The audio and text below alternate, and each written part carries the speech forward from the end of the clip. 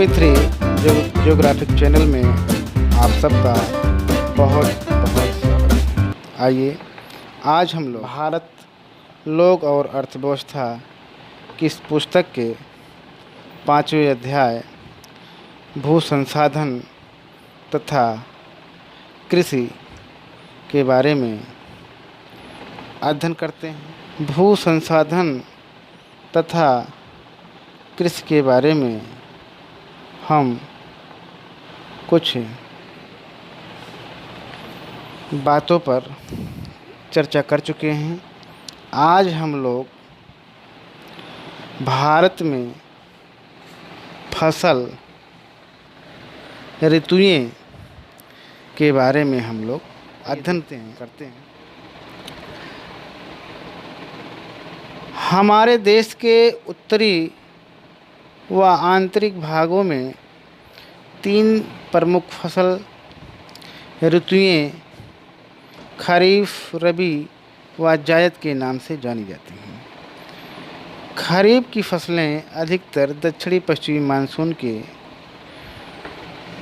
साथ बोई जाती हैं, जिसमें उष्ण कटिबंधीय फसलें सम्मिलित हैं, जैसे चावल, कपास, जूट, ज्वार, बाजरा व अरहर।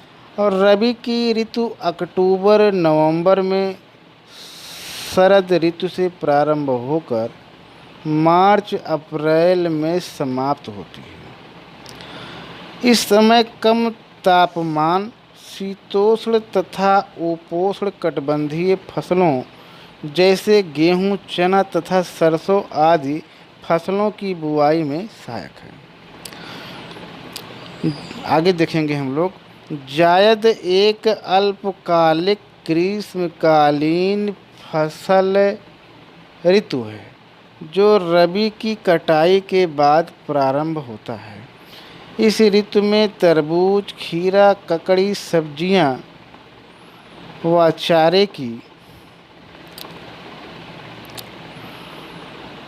फसलों की कृषि सिंचित भूमि पर। यद्यपि इस प्रकार की पृथक फसल ऋतुएं देश के दक्षिण भागों में नहीं पाई जाती, यहाँ का अधिकतम तापमान वर्ष भर किसी भी उष्णकटिबंध फसल की बुआई में सहायक है। इसके लिए पर्याप्त आर्द्रता उपलब्ध होनी चाहिए।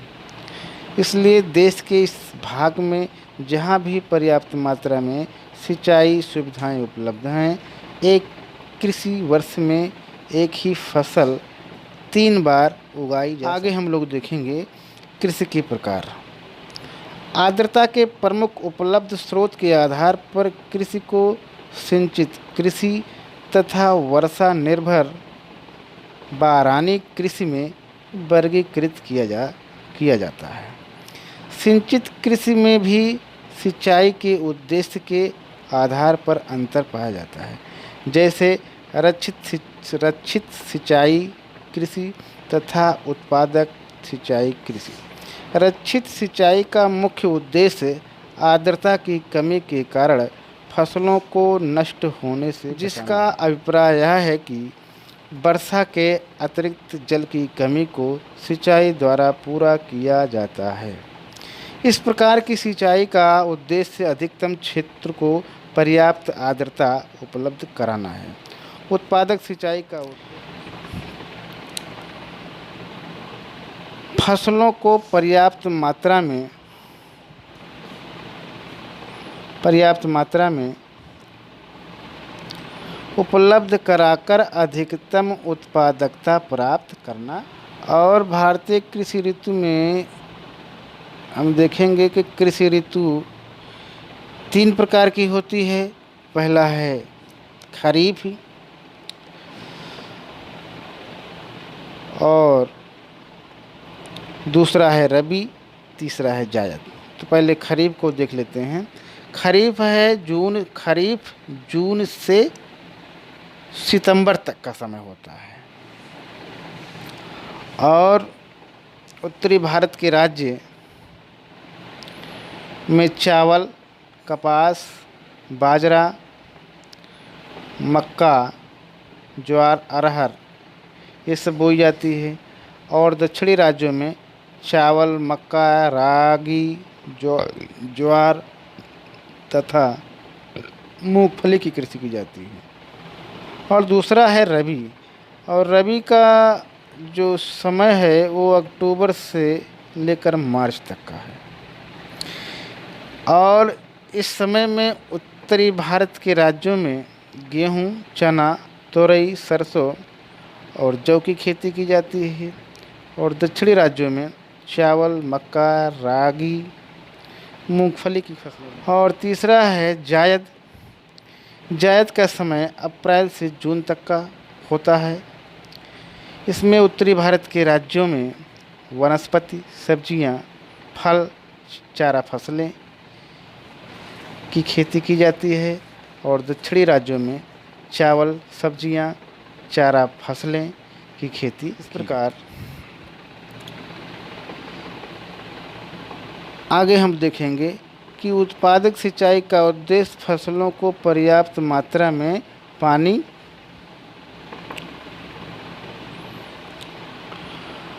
उपलब्ध कराकर अधिकतम उत्पादकता प्राप्त करना है।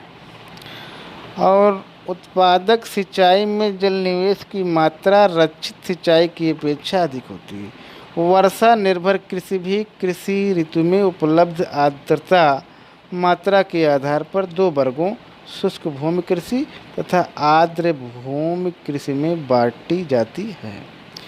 और आगे हम लोग देखेंगे कि शुष्क भूमि कृषि तथा आर्द्र भूमि कृषि में जो बांटी जाती है, इसमें भारत में शुष्क भूमि खेती मुख्यतः उन प्रदेशों तक सीमित है जहां वार्षिक वर्षा 75 सेंटीमीटर से कम है। इन क्षेत्रों में शुष्कता को सहने में सक्षम फसलें जैसे रागी, बाजरा, मूंग, चना और चारा फसलें आदि उगाई जाती हैं। इन क्षेत्रों में आर्द्रता संरक्षण तथा वर्षा जल के प्रयोग की अनेक विधियां अपनाई जाती हैं। आर्द्र कृषि क्षेत्रों में वर्षा ऋतु के अंतर्गत वर्षा जल पौधों की ज़रूरत से अधिक होता है। ये प्रदेश बाढ़ तथा मृदा अपरदन का सामना करते हैं। इन क्षेत्रों में वह फसलें उगाई जाती हैं जिन्हें पानी की अधिक मात्रा में आवश्यकता होती है, जैसे चावल, जूट, गन्ना तथा ताजे पानी की जल कृषि। आगे हम देखेंगे कि खाद्यान्न फसल और बहुत महत्वपूर्ण है। तो खाद्यान्न फसल में देखेंगे कि भारतीय कृषि अर्थव्यवस्था में खाद्यान्नों की महत्ता को इस तथ्य से मापा जा सकता है कि देश के समस्त बोए क्षेत्र के 2/3 भाग पर खाद्यान्न फसलें उगाई जाती हैं। देश के सभी भागों में खाद्यान्न फसलें प्रमुख हैं, भले ही वहाँ जीविका निर्वाह अर्थव्यवस्था या व्यापारिक कृषि अर्थव्यवस्था हो। अनाज की संरचना के आधार पर खाद्यान्नों को अनाज तथा दालों में वर्गीकृत किया जाता है। आगे हम लोग देखेंगे अनाज। भारत में कुल बोए क्षेत्र के लगभग 54% भाग पर अनाज बोए जाते हैं। भारत विश्व का लगभग 11% अनाज उत्पन्न करके अमेरिका व चीन के बाद तीसरे स्थान पर है। भारत विविध प्रकार के अनाजों का उत्पादन करता है जिन्हें उत्तम अनाजों चावल, गेहूं तथा मोटे अनाजों ज्वार, बाजरा, मक्का, रागी आदि में वर्गीकृत किया जाता है। मुख्य अनाजों का वर्गीकरण इसमें पहला है चावल। और तो चावल भारत की अधिकतर जनसंख्या का प्रमुख भोजन चावल है। यद्यपि यह एक उष्ण आर्द्र कटिबंधीय फसल है, इसकी 3000 से भी अधिक किस्में हैं जो विभिन्न कृषि जलवायु प्रदेशों में उगाई जाती है। इसकी कृषि समुद्र तल से 2000 मीटर तक की ऊंचाई तक तथा पूर्वी भारत के आर्द्र भागों से लेकर उत्तरी पश्चिमी भारत के शुष्क परंतु सिंचित क्षेत्र पंजाब, हरियाणा, पश्चिमी उत्तर प्रदेश व उत्तरी राजस्थान में सफलतापूर्वक। दक्षिणी राज्यों तथा पश्चिमी बंगाल में जलवायु अनुकूलता के कारण एक कृषि वर्ष में चावल की 2 या 3 फसलें उगाई जाती हैं। पश्चिमी बंगाल के किसान चावल की 3 फसलें लेते हैं जिन्हें औस, अमन तथा बोरो कहा जाता है, परंतु हिमालय तथा देश के उत्तरी पश्चिमी भागों में या दक्षिणी पश्चिमी मानसून ऋतु में खरीफ फसल के रूप में आगे हम देखेंगे भारत विश्व का 21.2% चावल उत्पादन करता है तथा चीन के बाद भारत का विश्व में दूसरा स्थान है 2015 के आंकड़ों के अनुसार। देश के कुल बोए क्षेत्र के 1/4 भाग पर चावल बोया जाता है। आगे वर्ष 2015-16 में देश के प्रमुख चावल उत्पादक राज्य पश्चिमी बंगाल, उत्तर प्रदेश, पंजाब थे। चावल की प्रति हेक्टेयर पैदावार पंजाब, तमिलनाडु, हरियाणा, आंध्र प्रदेश, तेलंगाना, पश्चिमी बंगाल तथा केरल राज्यों में, इसमें से पहले 4 राज्यों में लगभग संपूर्ण चावल क्षेत्र सिंचित है। पंजाब व हरियाणा पारंपरिक रूप से चावल उत्पादक राज्य नहीं है। हरित क्रांति के अंतर्गत हरियाणा, पंजाब के सिंचित क्षेत्रों में चावल की कृषि 1970 से प्रारंभ की गई है और उत्तम किस्म के बीजों, अपेक्षाकृत अधिक खाद तथा कीटनाशकों का प्रयोग एवं शुष्क जलवायु के कारण फसलों में रोग प्रतिरोधकता आदि कारक इस प्रदेश में चावल की अधिक पैदावार के उत्तरदायी हैं। इस प्रकार ये मानचित्र है भारत के दक्षिणी भाग में चावल की रोपाई का।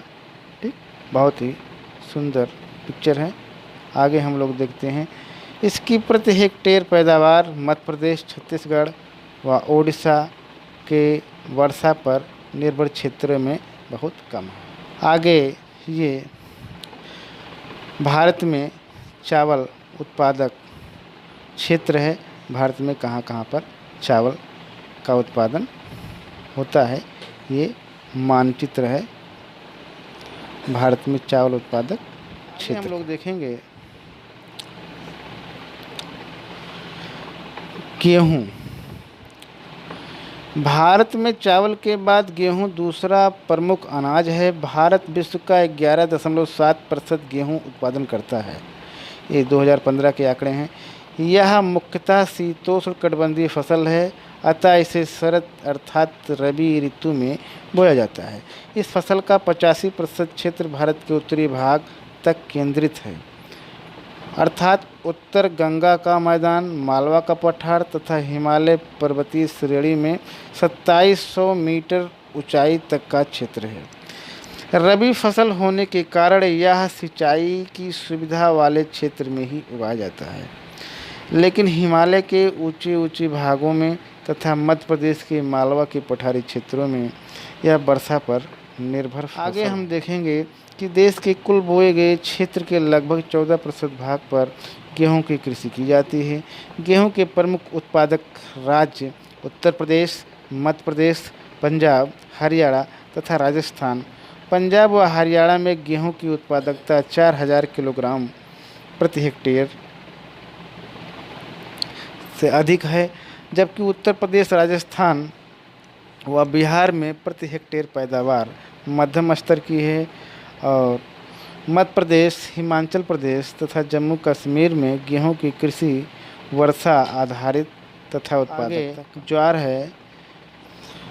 ज्वार को हम इस प्रकार समझ सकते हैं, देश के कुल बोए क्षेत्र के 16.5% भाग पर मोटे अनाज बोए जाते हैं।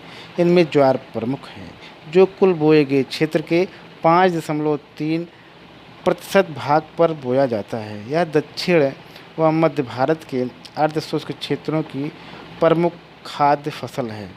महाराष्ट्र राज्य अकेला देश के आधे से अधिक ज्वार उत्पन्न करता है।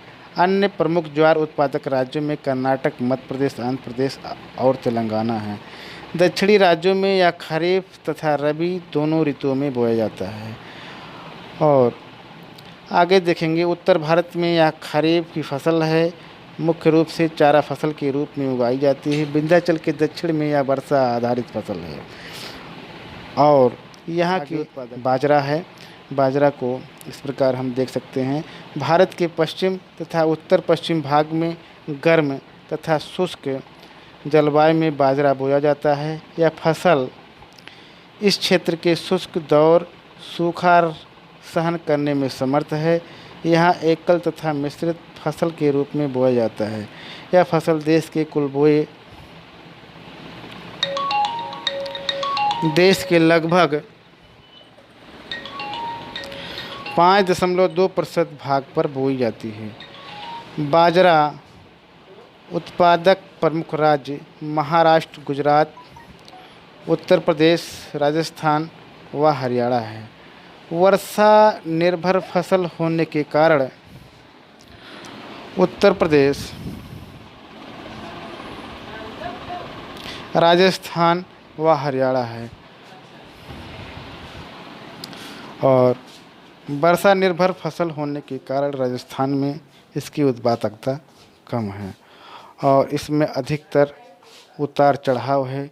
कुछ वर्षों में सूखा प्रतिरोधक किस्मों के आगमन से तथा गुजरात व हरियाणा में सिंचाई सुविधाओं का विस्तार से इस फसल की पैदावार में वृद्धि। मक्का है।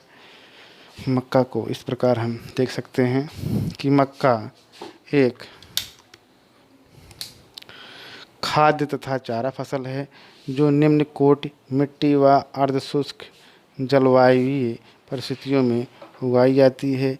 यह फसल कुल बोए गए क्षेत्र के 3.6% भाग में बोई जाती है। मक्का की कृषि किसी विशेष क्षेत्र में केंद्रित नहीं है।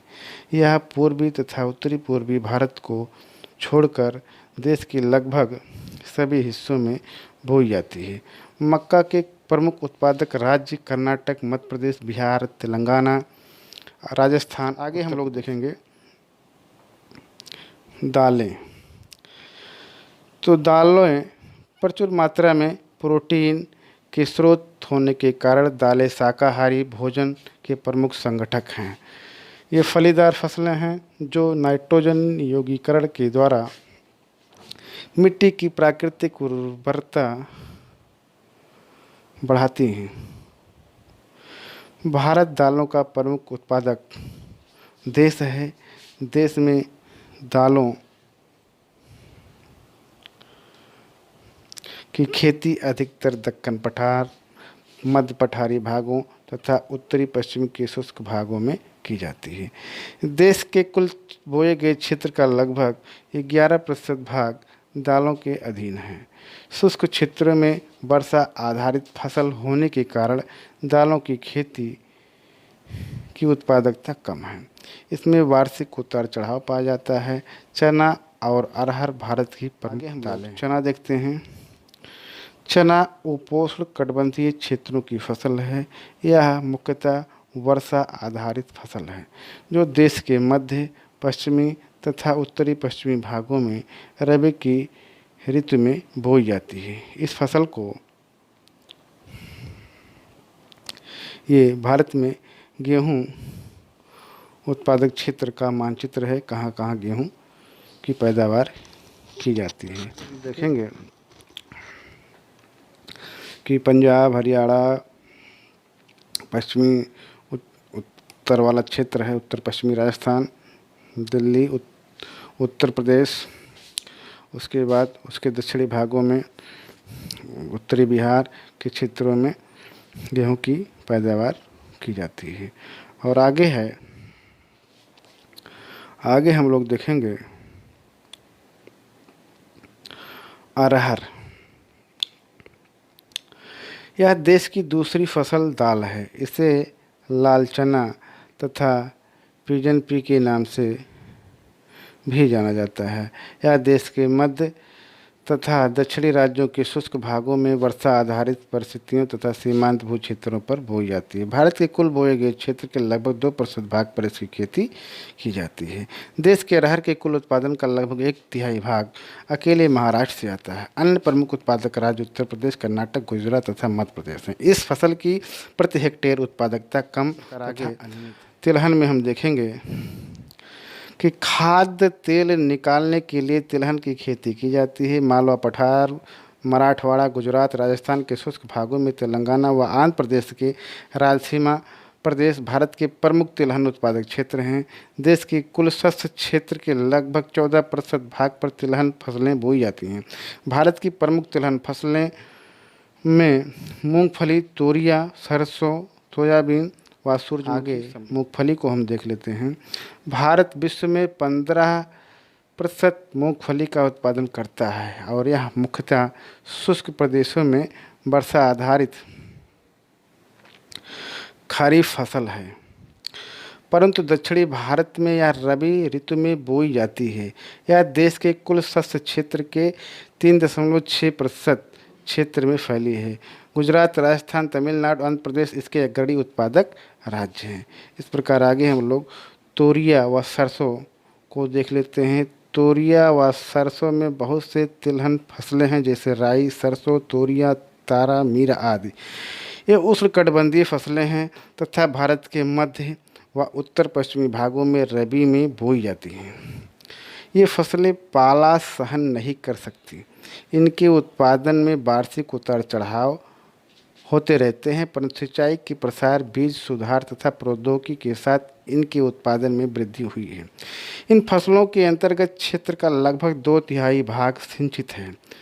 तिलहन देश के कुल शस्य क्षेत्र के केवल लगभग 2.5% भाग पर ही बोए जाते हैं। इनके उत्पादन का 1/3 भाग राजस्थान से आता है और अन्य प्रमुख उत्पादक राज्य हरियाणा तथा मध्य प्रदेश हैं। इन फसलों की प्रति हेक्टेयर उत्पादकता हरियाणा तथा पंजाब में अपेक्षाकृत अधिक। अन्य तिलहन को हम देखेंगे। सोयाबीन तथा सूरजमुखी भारत के अन्य महत्वपूर्ण तिलहन हैं। सोयाबीन अधिकतर मध्य प्रदेश व महाराष्ट्र में बोया जाता है। दोनों राज्य मिलकर देश का 90% सोयाबीन पैदा करते हैं। सूरजमुखी की फसल का सांद्रण राजस्थान, कर्नाटक, आंध्र प्रदेश, तेलंगाना तथा इससे जुड़े महाराष्ट्र के भागों में। ये मानचित्र है अमरावती, महाराष्ट्र में सोयाबीन का बीजारोपण करते हुए कृषक। ठीक, आगे हम देखेंगे और ये है कपास एवं जूट का ये उत्पादक क्षेत्र है।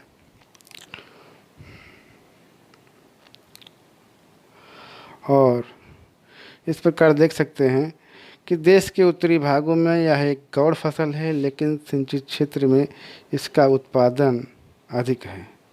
ठीक, रेशेदार फसल। ये फसलें हमेशा कपड़ा, थैला, बोरा, अन्य कई प्रकार के सामान बनाने के लिए रेशा प्रदान करते हैं। कपास तथा जूट भारत की 2 प्रमुख रेशेदार फसल हैं। कपास एक उष्णकटिबंधीय फसल है जो देश के अर्धशुष्क भागों में खरीफ ऋतु में बोई जाती है। देश के विभाजन के समय भारत का बहुत बड़ा कपास उत्पादक क्षेत्र पाकिस्तान में चला गया। यद्यपि पिछले 50 वर्षों में भारत में इसके क्षेत्रफल में लगातार वृद्धि हुई है।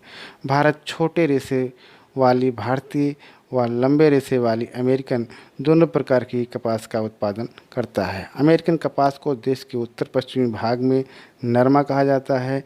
कपास पर फूल आने के समय आकाश बादल रहित होना। आगे हम लोग देखेंगे भारत का कपास के उत्पादन में विश्व में चीन के बाद दूसरा स्थान है।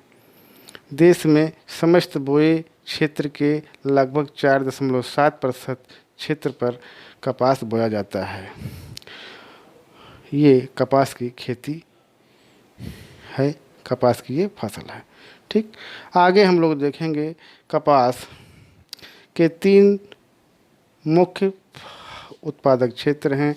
इसमें उत्तरी पश्चिमी भारत में पंजाब, हरियाणा, उत्तरी राजस्थान, पश्चिम में गुजरात, महाराष्ट्र तथा दक्षिण में तेलंगाना, कर्नाटक, तमिलनाडु के पठारी भाग सम्मिलित हैं। आगे हम लोग देखेंगे कपास के अग्रणी उत्पादक राज्य गुजरात, महाराष्ट्र, तेलंगाना, आंध्र प्रदेश, पंजाब, हरियाणा और देश के उत्तरी पश्चिमी सिंचाई सुविधा वाले भागों में कपास का प्रति हेक्टेयर उत्पादन अधिक है। इसका उत्पादन महाराष्ट्र की वर्षा पर निर्भर क्षेत्रों में आगे हम लोग बहुत कम है। जूट को देख लेते हैं। जूट का प्रयोग मोटे वस्त्र, थैला, बोरा, अन्य सजावटी सामान बनाने में किया जाता है। यह पश्चिमी बंगाल तथा इससे स्पर्शीय पूर्वी भागों की एक व्यापारिक फसल है। विभाजन के दौरान देश का विशाल जूट उत्पादक क्षेत्र के पूर्वी पाकिस्तान, जो बांग्लादेश में चला गया है, आज भारत विश्व का लगभग 60% जूट उत्पादन करता है।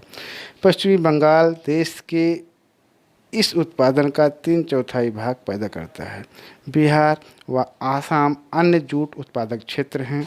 यह देश के कुल शस्य क्षेत्र के 0.5% भाग पर आगे नेक्स्ट वीडियो में अध्ययन करेंगे। आज यहीं तक, बहुत बहुत धन्यवाद।